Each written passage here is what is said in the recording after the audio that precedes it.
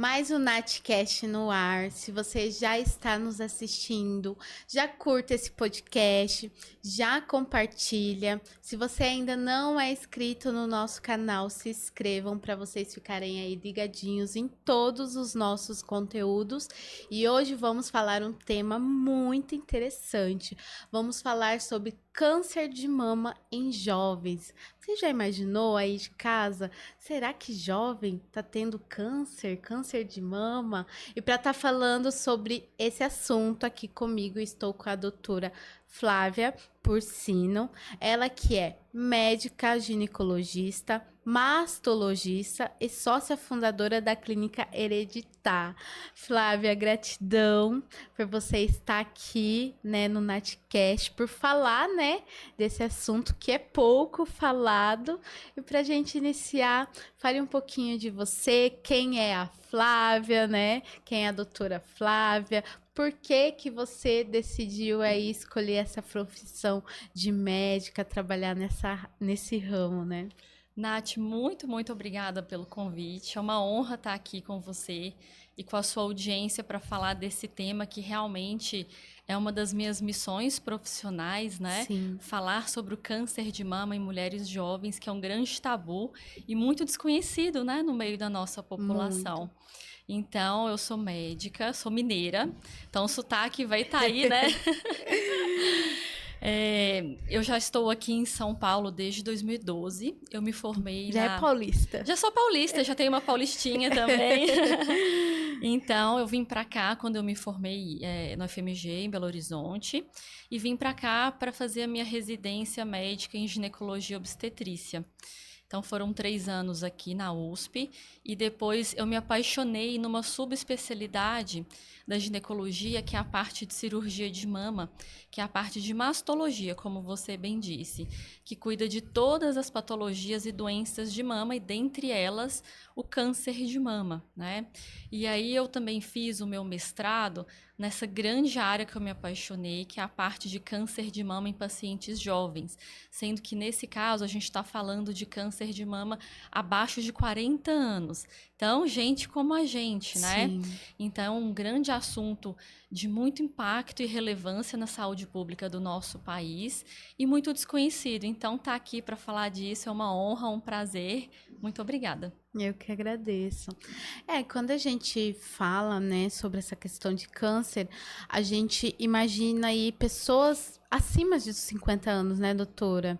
E está acontecendo de pessoas mais jovens ter essa parte aí de câncer nos dias atuais? Sem dúvida, Nath. Então, você está certa, né? A epidemiologia, os números do câncer de mama no nosso país e no mundo mostram a maior parte dos casos realmente a partir de 50 anos, né? Mas os números estão crescendo abaixo dessa idade, Nath. No nosso país, o câncer de mama vai ser uma surpresa que eu vou falar para muita gente. Já é a principal causa de morte por câncer em meninas de 18 a 39 anos. Caramba. Então, realmente, entre jovens já é a primeira causa de morte por câncer, né? Então, a gente aprender a fazer diagnóstico precoce, suspeitar, e, na verdade, assim, até prevenir o desenvolvimento da doença é extremamente importante. Então, assim, as estatísticas mundiais mostram que 5 a 7% dos casos totais de câncer de mama acontecem abaixo de 40 anos. No Brasil e em diversos países em desenvolvimento, esse número é 2, 3, 4 vezes maior do que isso. Então, para a nossa população brasileira, é extremamente importante a gente conversar sobre esse assunto. A gente pode falar um pouquinho dos resultados da minha pesquisa de mestrado, que eu acho que traz algumas coisas muito interessantes, porque foi uma pesquisa, Nath, que a gente chama de pesquisa qualitativa. O que é uma pesquisa qualitativa? Diferente de muitas pesquisas em medicina que dividem as pacientes em grupos e testam medicamentos, essa é uma pesquisa em que a gente avalia a experiência da paciente, a vivência da paciente. Então, foram entrevistas em profundidade com cada mulher jovem, né, do participante da pesquisa, como que ela recebeu o diagnóstico, como foi suspeitada a doença. Então, isso que você está falando aqui é um assunto desconhecido, até entre as mulheres jovens que tiveram câncer de mama, essa foi uma grande barreira para a suspeita e para o diagnóstico, o Sim. desconhecimento. Então, a gente está começando a falar sobre isso, é muito valioso. Eu vejo a questão da saúde no geral, né? Que às vezes é um pouco falado. Eu acho que principalmente essa questão do câncer. É como que começa um câncer? Da onde que vem? Vamos supor, se alguém da minha família teve câncer, eu tenho a probabilidade de ter também. Como que funciona essa parte? Sim, Nath, pode ter tudo isso que você está comentando, né? Então, como que um câncer surge, né? Em qualquer pessoa, as nossas células possuem DNA, né? E esse DNA se multiplica a todo tempo. Algumas células se replicam mais, outras células se replicam mais devagar, né? Então, as células da mama e dos ductos mamários se multiplicam a todo tempo. E mutações, o que são mutações? Erros nessa multiplicação do DNA acontecem em todo o tempo. Só que nossas próprias células possuem mecanismos de reparo de DNA. Então, a todo tempo, a gente produz célula alterada e a gente mesmo possui na nossa imunologia ferramentas de combater essas células. Então, elas não progridem para um câncer, né? Só que por algum estímulo, por algum defeito nesse sentido, que pode ser espontâneo, que a maioria dos casos do câncer de mama não são herdados, não são genéticos, não são familiares, mesmo no contexto da paciente jovem. A gente costuma pensar, o câncer é mais comum a partir de 50. Sim. Será que nas jovens? Porque essa é uma informação que chega pra gente. Quando a gente está conversando com uma menina nova, ela fala assim: mas não tem nenhum caso de câncer de mama na minha família, então não preciso me preocupar com isso. Isso não é verdade, tá? Então, os casos de câncer de mama que a gente chama de hereditários compõem uma gama de apenas 15% de todos os casos, inclusive em pacientes jovens. Então, a gente tem que saber identificar. Vou começar a dar números práticos. A partir dos 25 anos de idade, todas as meninas, que são meninas, né, mulheres Sim. jovens, precisam passar em algum médico que estime o seu risco de câncer de mama. O que é estimar o risco de câncer de mama? É realmente chegar num número, no percentual de risco. Porque hoje, na literatura médica, a gente tem o que é um percentual de risco que abre uma janela para exames diferenciados para aquela menina, entende? Sim. Então, o Ministério da Saúde hoje, isso causa uma grande confusão em quando a gente começa os exames. Fala para a gente começar a prevenir câncer de mama ou fazer diagnóstico precoce, né? A partir de 50 anos, com mamografia a cada 2 anos, até os 69 anos. Então, é nesse curto intervalo. É o que a gente foi ensinado, né? Que a gente É. vê na televisão, que a gente ouve em relação na parte médica. Por isso que quando a gente, né, resolveu falar sobre esse tema, para mim foi muito interessante, porque a gente vê alguns casos, vê, mas não sabe, as pessoas eu acho que não têm esse conhecimento da importância de você saber, de ter um conhecimento da prevenção antecipada, né, doutora? Super. Então, a gente está falando que existem outras formas melhores de fazer diagnóstico precoce, que não esse apenas preconizado pelo Ministério da Saúde, né? Então, a Sociedade Brasileira de Mastologia compõe um grupo chamado Comissão Nacional de Mamografia, que tem outras especialidades também, que fizeram um novo protocolo para o país, né? Que preconiza mamografia feita todos os anos a partir de 40 anos. Então, isso é para todas as mulheres. Independente se tem antecedente familiar ou não, você não sabe o seu risco, você tem que entrar nesse rastreamento, tá? Então, muitas mulheres não sabem, Nath, que tem que começar a mamografia com 40 anos, sabe? E, assim, muitos médicos não pedem também, né? Mas quando a gente está falando de saber o seu risco de câncer de mama a partir dos 25, provavelmente vai ser um mastologista que vai saber classificar esse risco. Então, se você tiver acesso a um ginecologista que saiba, ou um mastologista, essa informação é importante. Porque se você for classificado como alto risco para câncer de mama, pelos seus antecedentes pessoais, né, pela sua história, pelo que você já apresentou de saúde, por uso de medicamentos, exposição à radiação, tem um monte de coisa nesse cálculo, sabe? Você, às vezes, começa a mamografia com 30, sabe? Então é muito importante. E vem junto mamografia, vem junto ressonância magnética de mamas. Então, saber o seu risco aos 25, a gente consegue fazer medidas redutoras de risco e não seu diagnóstico precoce. Tá? Então, muitas vezes eu consigo orientar mudança de estilo de vida, de uso de medicamentos, porventura, cirurgias redutoras de risco. Às vezes eu posso indicar uma coisa muito interessante, que é provavelmente uma das coisas mais modernas que tem em prevenção de câncer de mama hoje, que é a realização do painel genético. Tá?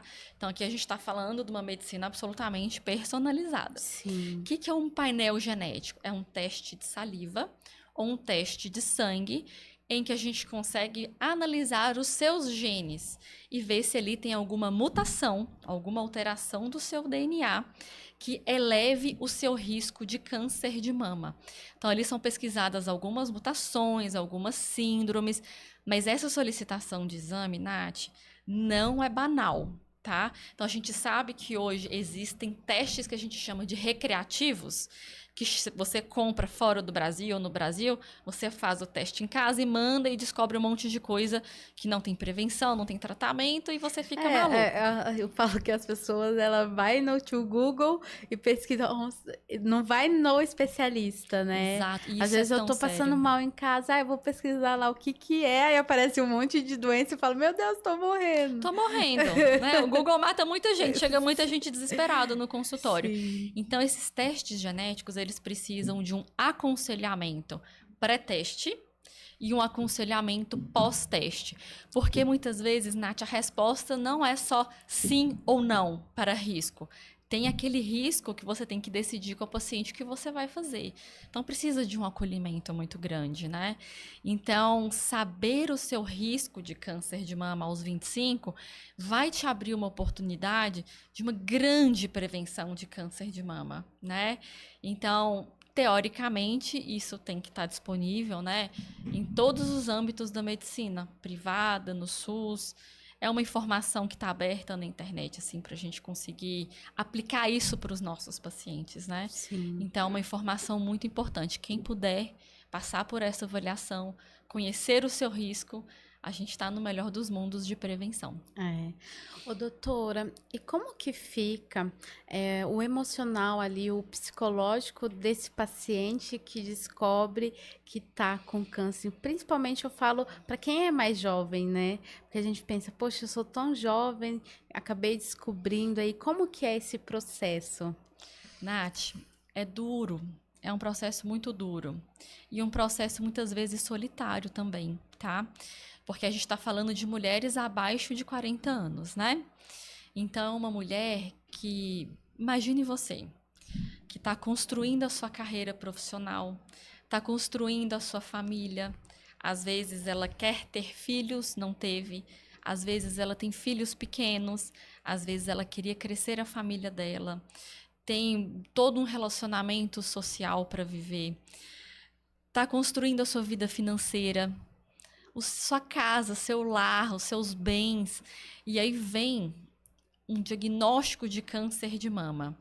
Então, assim, por mais que seja um diagnóstico inicial, que tem altíssimas taxas de cura, o momento de se comunicar para o paciente é um momento em que eu acho, assim, que fica muito claro que a gente tem que tentar ser o mais simples e acolhedor de início. Porque a informação, ela demora um pouco a ser metabolizada, sabe? Então, por mais que quando a gente pegue um resultado, a gente já sabe, eu sei onde vai começar, onde vai terminar seu tratamento, todos os exames. Isso foi uma coisa que eu aprendi ao longo dos anos também. É isso que eu ia te perguntar, como que você também lida com isso, né? de falar com o paciente, olha, de dar esse diagnóstico, eu acho que tem que ter muita estabilidade emocional, porque É muito eu, difícil. Nath, não conseguiria. Eu ia chorar junto com a pessoa, sério, gente, eu ia chorar. Porque eu sou muito assim. E nesses momentos, às vezes, claro que você, né, vai acolher ali a pessoa, mas você também tem que mostrar a solução. Como que é pra você esse meio também seu, do seu lado médico, né? Nath, é exatamente isso. Então, nesse primeiro momento, a gente tem que dar para o paciente ferramentas. A gente tem que entender qual que é o perfil do paciente também, sabe? Então, existem muitas mulheres diferentes. Tem aquelas mais racionais, mais práticas, que querem saber detalhes do tratamento. Então, cada uma, depois do momento do diagnóstico, tem uma certa demanda, sabe? Tem algumas que falam primeiro se vai ter que fazer quimioterapia, radioterapia, se vai ficar sem cabelo. Muitas que têm filhos já falam sobre o filho, nem sobre si, né? Então, a gente está falando aqui de uma miscelânea de emoções e de contextos muito intenso. E cabe ao médico mastologista orquestrar a navegação dessa paciente nas emoções, nas fases do tratamento, porque você imagina que a gente também quer que a paciente comece o tratamento logo, faça todos os exames. Então, dar tudo escrito, dar tudo anotado. Se essa mulher, de preferência, estiver com um acompanhante, às vezes o acompanhante precisa mais de acolhimento. Então, é muito importante que você entenda como é a dinâmica da vida e da família de cada mulher que está ali diante de você. Cada diagnóstico é diferente. E a gente não pode esquecer que em muitos lugares no nosso Brasilzão, quem dá o diagnóstico, né? Às vezes é um médico da unidade básica de saúde ou uma unidade secundária em que não vai ser onde a paciente vai tratar. Então é um médico que fala assim: agora eu vou colocar você na fila e você aguarda ser chamada pelo hospital. Então, na minha pesquisa do mestrado, que foi no SUS, isso foi um momento de grandíssima angústia para a paciente, que é essa navegação entre os diferentes níveis de atenção à saúde. Então, primeiro, a paciente tem a suspeita, até biopsiar já é uma demora. Então, ela não sai necessariamente com uma guia daquele médico com horário agendado. Aquilo vai para uma regulação e demora. Então, a gente tem leis no nosso país que deveriam regir esse tempo de espera. Diante de uma suspeita de câncer, existe a lei dos 30 dias, que a pessoa deveria ter 30 dias para ter acesso à biópsia. E depois do diagnóstico de câncer de mama, ela deveria ter até 60 dias para começar o tratamento, mas a gente sabe que essa não é a realidade, né, Nath? Sim. E ao contrário do que a gente estava falando do diagnóstico precoce, a grande maioria dos casos de câncer de mama nessas pacientes abaixo de 40 anos, por ser uma fase que não existe rastreamento, exame de rotina, né? São diagnósticos muito tardios, Nath. Então, assim, o tempo é muito precioso. Orquestrar essa navegação é muito precioso. Saber superar essas barreiras para o diagnóstico e tratamento é vital, né? Para essa paciente conseguir fazer um tratamento mais eficiente, menos invasivo, com maior qualidade de vida, maior chance de cura. Sim. E existe, assim, no caso, é uma diferença entre uma paciente que, né, mais jovem, vamos supor, 25, 30 anos, de diferença do câncer de uma pessoa acima dos 40, 50 anos? Tem uma diferença de uma para outra? Nath, em relação ao tratamento, diretamente, não tem grandes diferenças, porque pode incluir cirurgia, quimioterapia, uso de medicamentos, radioterapia. Então, os passos do tratamento são semelhantes. Talvez o peso do tratamento, né, assim, ser mais agressivo no tratamento, pode acontecer em alguns casos, tá? Mas a gente sabe que os tumores nessas pacientes mais jovens são tumores mais agressivos. Então, quando a gente fala sobre câncer de mama, a gente tem uma salada de frutas ali. Um monte de tipo. Existe, é isso que eu ia te perguntar. Existe o grau de tipo de câncer de mama? Existe um nome? Como que é? Por grau? E daí cada grau tem um tratamento? Exatamente. Então, a gente chama de subtipo, tá? Então, o que é o subtipo do tumor? As células possuem receptores. E aquilo que vai dizer se responde a hormônio, se tem outras proteínas expressas ali. Porque hoje o tratamento do câncer de mama, ele é muito individualizado para aquele subtipo, tá? Então, se eu tenho um tipo que é hormonal, eu tenho um tratamento. Se eu tenho um subtipo que não tem nenhum receptor hormonal, eu tenho outro tratamento e assim por diante. Então, eu falo em subtipos. Então, os subtipos nas pacientes mais jovens são subtipos que têm a tendência de serem mais agressivos, que crescem mais rápido. Enquanto que nas idosinhas, eu não falo nem dessas de 40 a 50, mas as pacientes mais idosas, tem subtipos que às vezes ficam 2, 3 anos para crescer alguma coisa, que é o subtipo da minha avó, Então, por exemplo. é como se fosse ao contrário, né? Porque a gente acha que o mais novo vai demorar mais e o mais velho vai ser mais rápido. É ao A contrário. tendência é o contrário. Caramba! Então, assim, são doenças mais agressivas, em uma fase que não tem rastreamento universal para detecção precoce, né? As pessoas falam pouco, né? Por isso nosso valor aqui de divulgar essa informação. E são doenças que crescem rápido, que precisam de tratamento rápido para ter aquela chance de cura importante. Então, é um cenário realmente muito especial. E aí, o primeiro passo é o quê? Vamos supor, a pessoa ela tá desconfiando. Ela vai numa consulta. Aí você faz todo o diagnóstico, e daí vai ver em qual grau que tá, e aí começa o tratamento. Nath, a gente pode até um pouco antes disso, sabe por quê? Em falando de pacientes jovens e em falando de barreiras, né, para a gente começar a diagnosticar isso, a gente primeiro tem que conscientizar a mulher da importância de procurar ajuda, que se ela tem alguma coisa esquisita. Entende? Então a mulher, ela teoricamente conhece a sua mama, né? Toma banho, passa um sabonete. Então, assim, a gente. E às vezes ela descobre alguma coisa diferente e tem medo de procurar. Não tem tempo de procurar ajuda. Porque essa é a realidade de muitas mulheres. Para eu ir no posto procurar, para eu ir no ginecologista procurar ajuda, ou ir no mastologista, eu tenho que deixar meu filho na escola, eu tenho que às vezes ter dinheiro para pagar uma consulta particular, porque a consulta no posto tá lá para não sei quando. Então, a gente tem que cuidar muito de quem é essa mulher dentro de casa antes, sabe? Nesse contexto, o autoexame, ele é super valioso, porque eu não tenho mamografia para todo mundo preconizado nessa idade. Então, a mulher se tocou, gente, vamos nos tocar, isso é muito, muito, muito importante. Não para procurar câncer, Nath, não é isso. Mas é para notar se algum dia apareceu alguma coisa de diferente. Então, é muito comum as mulheres falarem assim, meu parceiro que percebeu. Né? Que tocou a mama da mulher e percebeu. Ou então eu bati a mama na maçaneta, ou meu cachorro pulou, aí eu coloquei a mão. Então a questão é esse é o toque, né? Então a jornada é essa. Percebe-se alguma coisa, procura-se ajuda. E aí vem um outro grande ponto para a gente discutir aqui, Nath, que chama gaslighting. Gaslighting é um termo que agora entrou para o vocabulário médico e para as pesquisas médicas. É um termo que já vem sendo usado aí para abuso psicológico. A gente usa muito em questão do narcisista, Do né? narcisista? É. Então é isso. O que é o gaslighting? É alguém para quem você procura ajuda ou se reporta que menospreza o seu sintoma, fazendo você entender que aquilo que você está queixando é coisa da sua cabeça, é loucura. Então, Nath, isso é super importante. Esse foi um dos principais achados da minha pesquisa. Foi. E isso corrobora a importância da educação médica. Então, você imagina, a gente já está falando que é difícil a mulher reconhecer no próprio corpo que tem alguma coisa alterada, ter tempo, dinheiro e disponibilidade de procurar ajuda.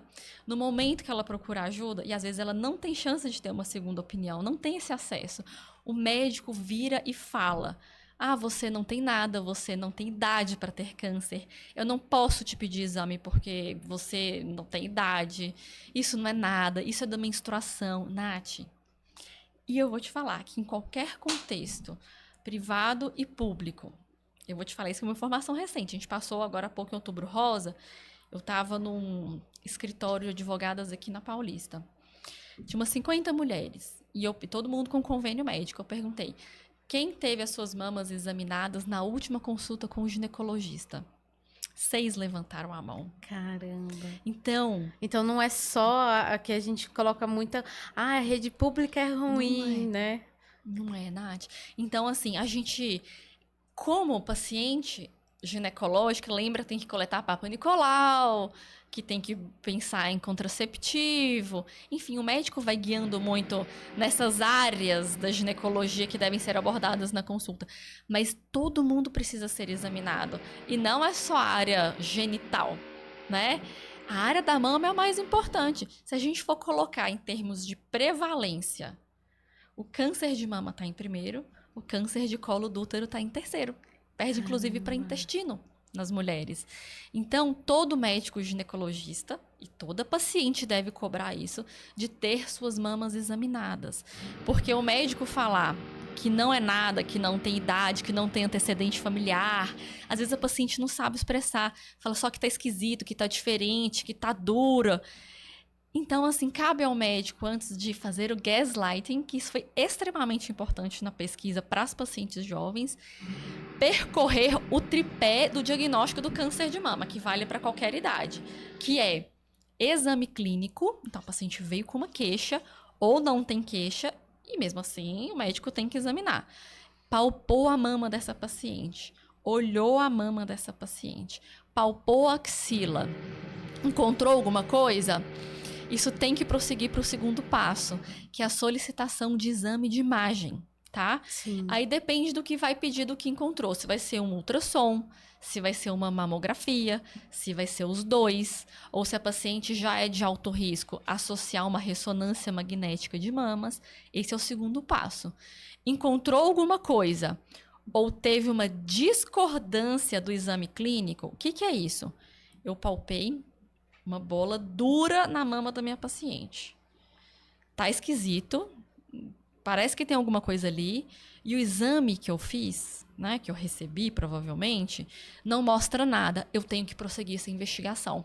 Então, muitas vezes a paciente olha o exame em casa, não tem nada, põe na gaveta. Então, é isso que eu ia te perguntar, se já aconteceu em algum momento isso com você, de alguma paciente, ou às vezes até não sentir. E ter o câncer já aconteceu? Super, Nath. Isso é comum nas pacientes jovens. E aí a gente tem que ir para o terceiro passo do diagnóstico do câncer de mama, que é prosseguir com a biópsia. O que é a biópsia? É tirar um pedacinho daquela área suspeita ou dura ou que está esquisita e mandar para análise. Então, com o exame clínico, né, palpação das mamas, exame de imagem e a biópsia, eu tenho certeza do que eu estou diante, tá? Então, isso que você está falando é comum, principalmente por uma característica normal da mama da paciente jovem, que é a alta densidade mamária.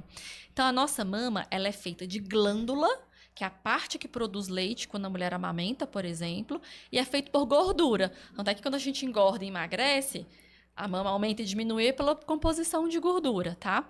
Então, quando a mulher é jovem, ela tem uma glândula muito expressiva ali no exame de imagem. Então, a mamografia feita na mama jovem, não sei se vocês já viram a radiografia da mamografia, é 50 tons de cinza ali, né? Então, quando fica aquela mama toda branca, toda glandular. E o câncer de mama e as calcificações geralmente são bem branquinhas também. Branco no branco, você tem pouca sensibilidade de enxergar. Então, por isso que muitas vezes você palpa a mama da paciente, você sente, vê o exame de imagem, não enxerga nada, pela alta densidade mamária. Isso com o envelhecimento vai mudando, porque o teor de gordura da mama vai aumentando e fica mais fácil de ver na mamografia alguma alteração. E aí, nesse caso, a pessoa tem que fazer um outro exame para saber. Sem dúvidas. Por isso que a gente tem ultrassom, por isso que a gente tem ressonância, por isso que a gente tem complementos de mamografia, que são imagens diferentes para a gente tirar a dúvida do que ficou.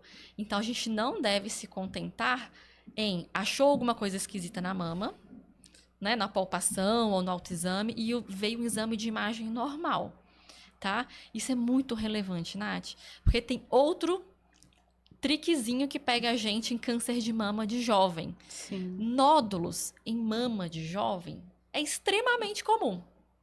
Extremamente comum. Eu já palpei nódulo na minha mama. Não sei se você já palpou nódulo na sua mama.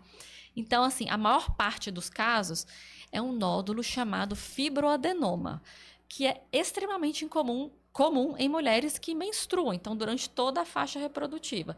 São nódulos que eu brinco que tem consistência de ponta de nariz. Sim. Meio fibroelástico, meio macio, mas é um nódulo que você aperta, ele anda para cá, anda para lá. Sim. Então, assim, obviamente que isso é um médico que vai conseguir te dizer se aquela palpação tem característica do bem, né, do fibroadenoma, ou se tem alguma coisa suspeita. Mas nódulos de mama são extremamente comuns. E muitas vezes, um médico, quando lauda um exame, ele não teve acesso à história clínica da paciente, não teve acesso ao exame, a como que o médico sentiu aquele nódulo, e ele lauda aquele nódulo como um nódulo para a gente só seguir e não fazer biópsia. Então, é muito importante quem faz o exame, quem lauda, ou quem recebe esse exame, realmente olhar as imagens. Isso, Nath, as imagens muitas vezes não chegam para a gente no consultório, né? Então, dependendo de onde a paciente faz, o médico que laudou não vai te ligar, né? Então, você tem que resolver com aquilo. Então, é muito comum, assim, acontece da gente receber um exame falando que é um pequeno nódulo de mama. Eu já tive pacientes assim, que um ano e meio atrás receberam um nódulo para acompanhamento, foram acompanhadas, né, daí a um ano, e aí chegaram para mim e falaram assim, ó, Flávia, eu já tenho um nódulo grande, só que aqui meu médico ano passado mandou eu acompanhar. Aí você vai olhar, tinha algumas minúcias no exame de imagem. Então, assim, saber onde a gente consegue fazer esse exame é muito importante. Muitas mulheres não têm essa opção, né, Nath? Escolher. Não sabe, né? Então, não tem percorrer esse tripé é muito importante. Se você está seguindo, siga precocemente a sua paciente. Se você não tem acesso a uma biópsia, se for necessária, sabe? Em casos que deixam um pouco mais de dúvida. Então, seguir de perto, a gente aumenta a chance de fazer um diagnóstico precoce, aumentar a chance de cura dessa mulher. Sim. Ô, Flávia, tem algum sintoma que pode dizer que a pessoa tá tendo que leva ela a pensar que tem o câncer de mama? Vamos supor, eu faço todo esse processo que você fala, né, da questão de tocar e tal, mas eu não sinto nada, mas eu tô tendo alguns sintomas que pode levar a ter o câncer. E quais seriam esses sintomas? Nath, o câncer, quando ele dá sintoma, não necessariamente ele está precoce mais, mas essa realmente é uma ferramenta importante para diagnóstico em paciente jovem. Então, quais são? Primeiro é o caroço na mama mesmo, né? Apareceu um caroço na mama. Então, é importantíssimo a gente procurar ajuda logo, mas lembrando que existe uma enorme chance de ser um nódulo benigno ou mesmo um cisto. Tá? O que é um cisto? O cisto é zero preocupação para doença de mama.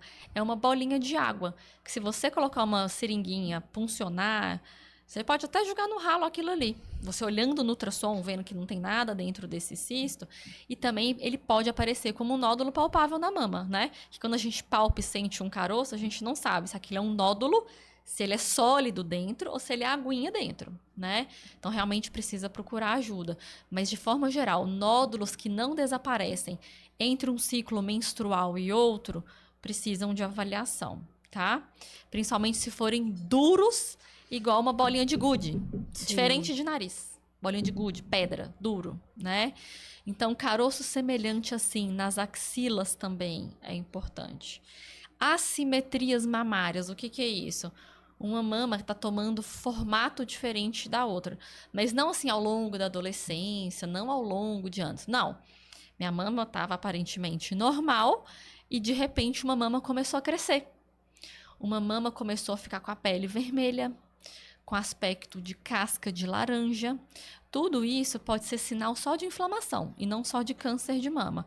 Principalmente em alguns contextos, em mulher que fuma, em mulher que amamenta. Então, eu tenho que procurar ajuda para realmente diferenciar se aquilo é um sinal de câncer de mama ou só de uma inflamação, mas que requer tratamento também, né? Sim. Outra coisa importante, saída de líquido do bico do peito. Isso não é só para paciente jovem, tá, Nath? Todos esses sintomas é para qualquer idade. Então, líquido do bico do peito, super comum. mulherada toda se apertar aí, pode ser que saia alguma coisa, então a gente não recomenda que aperte fora do exame no ginecologista, tá? Senão você pode até se ficar apertando, daí um tempo começar a sair leite, tá? Mas o líquido que nos assusta é o transparente igual água e vermelho igual sangue, ou marronzinho, assim, meio sangue velho, né? Então, esses são os líquidos que requerem mais atenção. Às vezes é muito difícil a própria paciente tentar ver se era amarelinho, ou se é branco, ou se é transparente, porque o volume tende a ser pequeno, né, Nath? Sim. Então, observou líquido no sutiã, esse é o mais importante, que é o líquido que sai espontaneamente, sem você apertar. Né? É. Sim. Então, esses requerem avaliação. O bico estava normal, de repente o bico começou a entrar para dentro.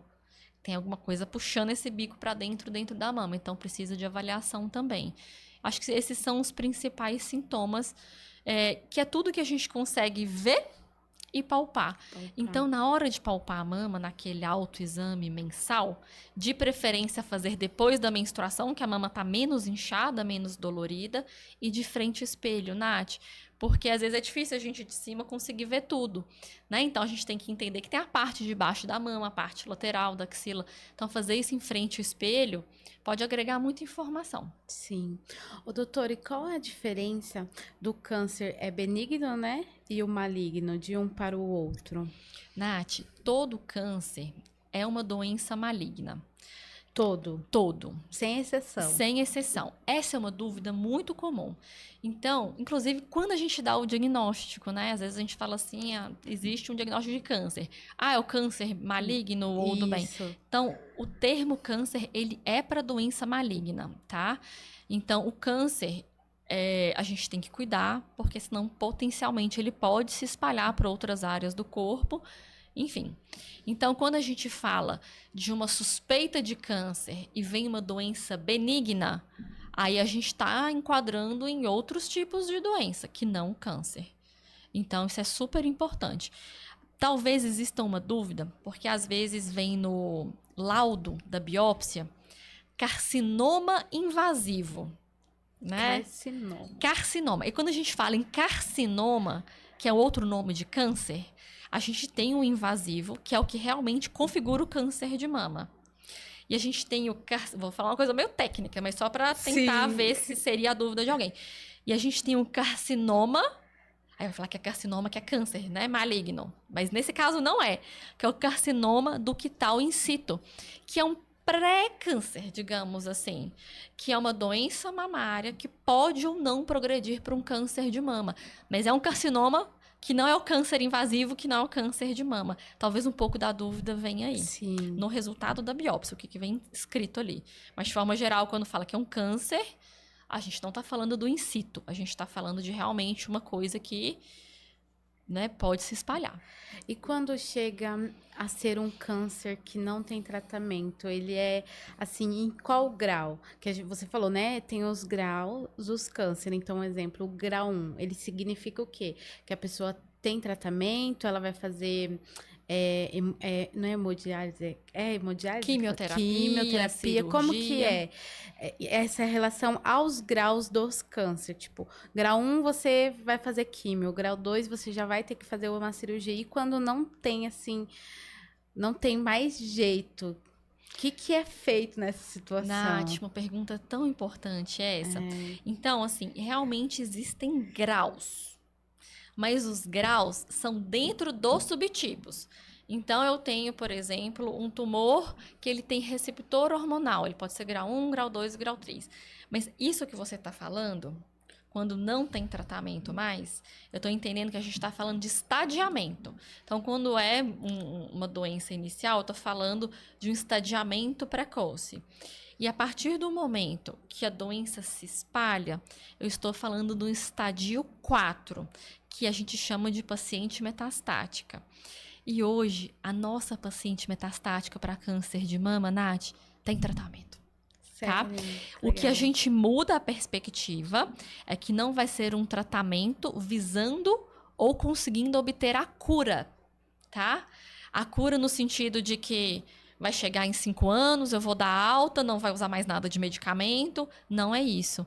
Mas eu consigo, muitas vezes, ter uma paciente que o câncer de mama espalhou para outros órgãos e eu ter a remissão da doença. E por que que...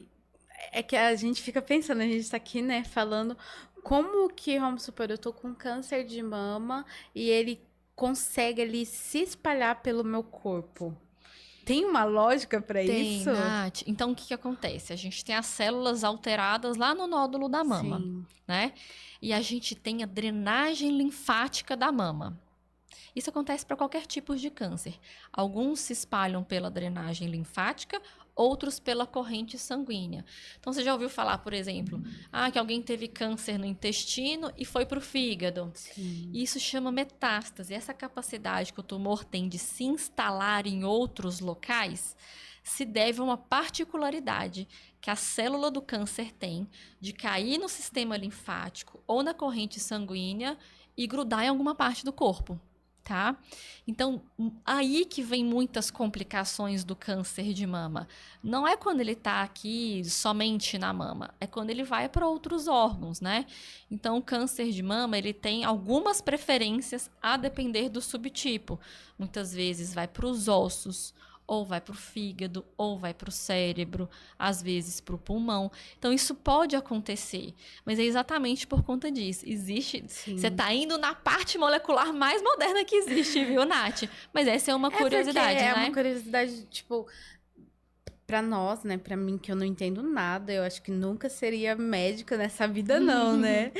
A gente fica imaginando como o nosso corpo é. É impressionante, né, Nath? Como que é impressionante, tipo, você tá com uma doença e de repente essa doença se espalhar pelo seu corpo, né? É, e de forma silenciosa. Porque O câncer, ele é muito silencioso? Em muitos casos, né? Então, a metástase, ela é muito silenciosa até ela dar complicação.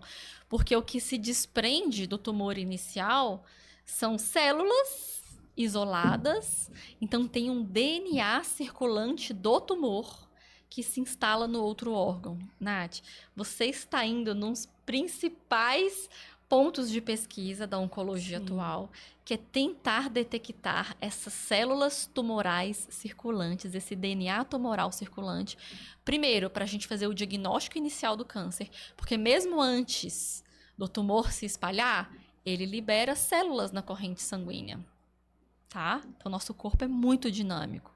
Então, a gente pode detectar essas células tumorais, tanto nesse cenário para diagnóstico. Um dia a gente vai chegar aí. Sim. Vamos fazer rastreamento de câncer de mama? Todo mundo vai fazer exame de sangue. Não sei se estaremos vivas, tá? Pode ser que sim, né? Isso tudo está em ambiente de pesquisa ainda, tá? Mas para pesquisa de metástase também. Então, a paciente tem câncer de mama, está em tratamento, a gente vê a quantidade desse DNA circulante. Então, isso tudo está sendo muito estudado e é assim que o câncer se espalha. Ô, Flávia, é importante, né? Você comentou da questão da genética familiar. É muito importante o médico, né, que está acompanhando o paciente, fazer esse estudo da genética familiar do paciente? Não necessariamente da genética em si, do estudo do DNA da família, mas sim dos antecedentes familiares. Então, uma entrevista médica bem feita, que é o que a gente chama de anamnese, que todo médico aprende. Esse nome você já ouviu falar? É, porque na terapia a gente usa também, né, a anamnese. Então, a anamnese é essa conversa, né? Sim. Primeira, bem rica, bem estruturada. E que às vezes muda uma coisa ou outra. Então, ali tem que contemplar os antecedentes pessoais daquela mulher. E tem que contemplar os antecedentes familiares. É nessa conversa que o médico começa a estimar o risco e quais são os hábitos de vida daquela mulher. Mas especificamente sobre os antecedentes familiares, isso é importante todo mundo saber que quando vai no médico, idealmente que ele pergunte isso, saber pontuar as principais doenças da família e a idade em que elas aconteceram, né? Então, se tem muita doença cardiovascular, se tem diabetes, se tem doença reumatológica, enfim, qualquer coisa. Mas em termos para estimar risco de câncer, saber quem teve câncer, qual câncer, né? Então, foi câncer de intestino aos 70 anos. Minha mãe. Foi câncer de próstata, meu pai, aos 65. Foi câncer de mama, minha irmã, aos 32. Então, a gente saber quem na árvore genealógica, né, na sua história familiar, que idade e que tipo de câncer vai fazer um médico bem treinado fazer isso muito rapidamente e entender se você tem algum risco suspeitado ali para você poder encaminhar essa paciente para uma orientação de teste genético. Você acredita que o câncer, ele pode também ser gerado por conta das nossas emoções? Nath, aí você me abraça sem me apertar. Por quê? Não existe evidência científica, tá? Então, eu acho que esse é um mar que eu tenho medo de navegar. Porque aqui eu vou dar minha opinião. Sim. Não é isso? A sua opinião como médica. A minha opinião o que você como vê, médica. Porque a gente vê em alguns casos, né, algumas pessoas que falam sobre isso, que muitas das nossas doenças são geradas das questões das nossas emoções. Nath, eu acho que pode ser, mas eu sou muito baseada em evidência, a gente não tem evidência disso. E eu acho um pouco perigoso a gente ponderar isso com uma mulher que tem o diagnóstico do câncer de mama, porque ela vai abrir uma janela e deixar a culpa entrar de uma forma tão avassaladora que talvez isso deixe ela imobilizada para um tratamento. Porque muitas coisas da nossa vida a gente tem que aprender a lidar, mágoas e frustrações e perdas, a gente não tem controle de muita coisa. Então, o que eu acho que a gente pode fazer é que, diante dessas situações difíceis da vida, que a gente procure manter bons hábitos de saúde e saúde mental. A gente sempre dar atenção à saúde mental. E mesmo assim pode ser muito difícil lidar com as coisas. Porque às vezes quando eu falo assim que eu tenho um relacionamento dentro de casa com meu parceiro muito difícil, um relacionamento tóxico, mas que foi eu que escolhi aquele parceiro e agora ele foi embora, eu tenho um câncer de mama. Tudo culpa minha. Sim. Então, é um cenário muito difícil isso. Eu não vejo como isso ajuda quando a paciente tem um diagnóstico de câncer de mama, sabe? Eu acho que o oposto é muito válido. Sim. Muitas pacientes jovens com câncer de mama, eu brinco lá que quando eu dou o diagnóstico, eu dou um saco preto junto, daquele de 100 litros, para a mulher jogar dentro tudo que não presta na vida dela. Porque diante de doenças difíceis, não só câncer de mama, a gente ressignifica muita coisa, né? E a gente, às vezes, simplifica muita coisa. Depois de um medo avassalador, enfim, tudo aquilo. É tudo junto, né? A gente consegue simplificar muita coisa, valorizar coisas mais simples. Então, a gente enche aquele saco ali com um pouco dessas coisas que não prestam ao longo da vida, entendeu? Então, acho que essa saúde emocional pós-diagnóstico faz parte de uma melhor resposta ao tratamento. Opinião minha. Entendeu? Então é importante, você fala que durante esse processo né, que a pessoa recebe um diagnóstico, dos hábitos dela também, tipo, ela ter um hábito saudável, questão de comida, ela ter um acompanhamento ali terapêutico para ajudar todo nesse processo? Super, Nath. Então, quando a gente fala de hábitos, de estilo de vida, a gente está falando em prevenção, em melhor a resposta de tratamento e em menor chance do câncer voltar. Olha como isso é importante. Então, é alimentação equilibrada, balanceada, pouco processado, muita coisa que vem da natureza, não precisa de suplementos mirabolantes, dieta cara, restritiva, nada disso. Sim. Tudo que nos leve a um bom controle de peso. Por quê? O nosso tecido gorduroso, ele produz hormônios que aumentam o risco de câncer de mama. Então, um bom controle de peso durante a juventude, durante o tratamento, após a menopausa, é importantíssimo. Baixo consumo de álcool. A gente fala muito pouco de consumo de álcool e câncer de mama, que tem relação. Tabagismo, mesma coisa. Não fumar. O cigarro não é tolerado e nem em pequenas quantidades, né? Sim. Então, esses hábitos de vida associados à prática regular de atividade física, que são 150 minutos de atividade física moderada por semana, né? Dá 2h30. Reduz em até 30%, 40% o risco de câncer de mama. É muita coisa. É Nem muita quimioterapia reduz isso tudo. Caramba. Entendeu? Então, reduz muito a chance de você ter câncer de mama. Durante o tratamento, podem ter fases difíceis que você não consiga equilibrar tudo isso. Mas no momento que conseguir colocar, você encara melhor o tratamento. E após, também diminui a chance do câncer voltar. E sem contar que dá uma equilibrada na saúde mental, né? Sim. Então, esses hábitos e estilo de vida são um Essenciais. must em termos de câncer de mama. Legal. Antes de encerrar o nosso podcast, quero agradecer aos nossos patrocinadores.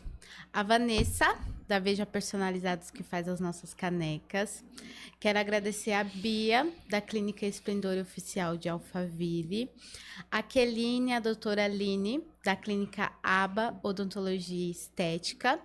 A Kellen Souza Boutique, a Kellen que faz as sandálias de luxos. Para você que quer uma sandália dessa, tem 10% de desconto com o nosso cupom NATCAST10. Olá pessoal, meu nome é Vanessa, eu sou da Veja Personalizados. Você que deseja eternizar momentos e transmitir emoções para quem você ama, nós temos inúmeras opções. Temos diversos modelos de canecas, sendo elas de vidro, de porcelana com colher, jateadas, temos também xícaras para o cantinho do café, azulejos personalizados com suas fotos, quadros em MDF e temos a queridinha do momento, a caneca mágica. Conforme colocamos o líquido quente, dentro sua mensagem é revelada. Estamos localizados na região de Itapevi, dentro do estacionamento do Mercado Nosso Lar, no Parque Suburbano. Venha nos visitar, siga-nos nas redes sociais.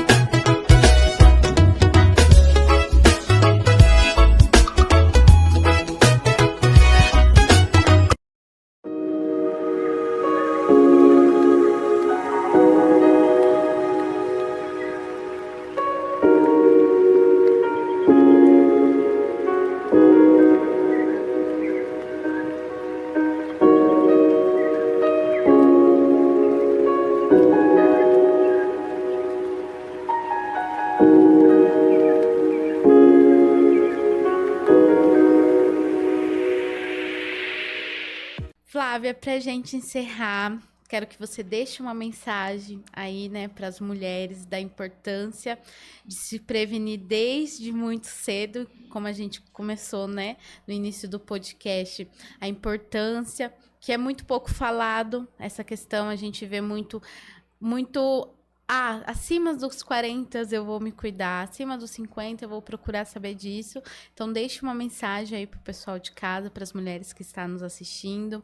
Também, se alguém quiser te procurar, como que faz seu Instagram, se você atende online, se é presencial, só presencial, como que funciona? Olha, Nath, tô muito feliz de estar aqui. Acho que passou super rápido o Passa. tempo. Espero que todo mundo goste.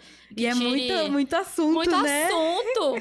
E aí, qualquer coisa, a gente faz um repeteco depois. Sim. Mas eu acho que o mais importante, Nath, as mensagens mais técnicas, eu acho que a gente já conversou aqui, né? Mas a mensagem que eu quero passar, que eu vejo muito no consultório, que é uma grande barreira para o tratamento, é a gente se deixar ser cuidada. Porque a gente cuida de tudo e de todo mundo. Então, quando a gente está diante de um momento difícil desse, né? Muitas vezes numa solidão total, diante de um diagnóstico de câncer de mama, quem estende a mão pra gente, vamos aceitar. E muitas vezes eu vejo as mulheres com dificuldade de aceitar ajuda, porque elas sempre foram cuidadoras. e se sentem extremamente vulneráveis de aceitar a ajuda. Então, assim, aceitar a ajuda de quem nos ama é uma demonstração de amor. E fica melhor para todo mundo assim.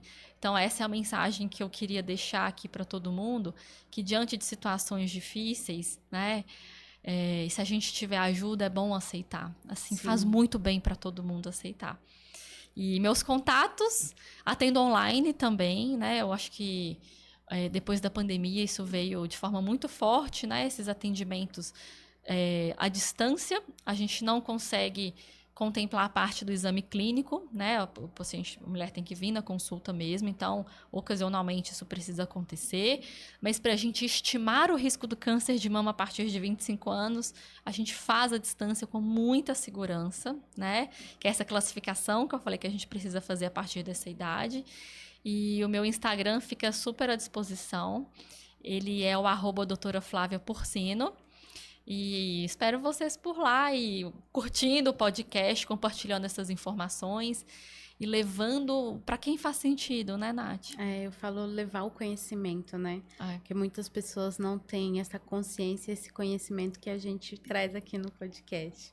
Flávia, eu quero te agradecer, né, por você estar aqui no Natcast. As portas aí, eu tenho muito assunto pra gente falar. Eu achei muito interessante a questão que você falou dos vícios, né, em relação ao câncer também. Fica aí uma deixa, né? Então, só te agradecer por estar aqui, por falar sobre o assunto. Parabéns pelo seu trabalho que você vem realizando, né? A gente te acompanha ali, vê você falando um pouquinho disso em cada lugar e é sempre bom estar reunido com mulheres falando sobre saúde. E se você chegou até o final desse podcast e ainda não curtiu, deixe sua curtida, deixe o seu comentário o que vocês acharam do podcast de hoje. Se você ainda não compartilhou esse conteúdo, compartilha. Se você ainda não é inscrito no nosso canal, se inscrevam e eu espero vocês no próximo Natcast.